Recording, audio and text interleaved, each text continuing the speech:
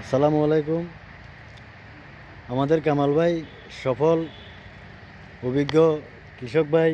আজকাল তো এদেশে জায়গা বা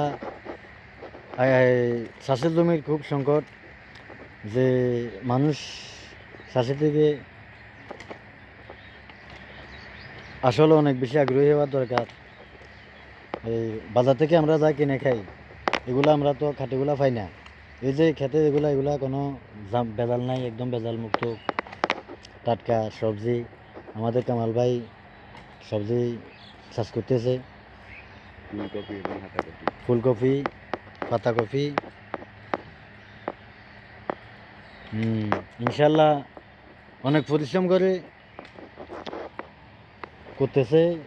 এই যে কৃষক অনেক পরিশ্রম করে, ঘাম ঝরিয়ে ফসল ফলায়, কিন্তু তার ভালো মর্যাদা এবং ভালো দাম ঠিকমতো পায় না। তাই দেশবাসী সবার কাছে অনুরোধ, যেন কৃষক ভাইদেরকে উপযুক্ত মূল্যায়ন করা হয়।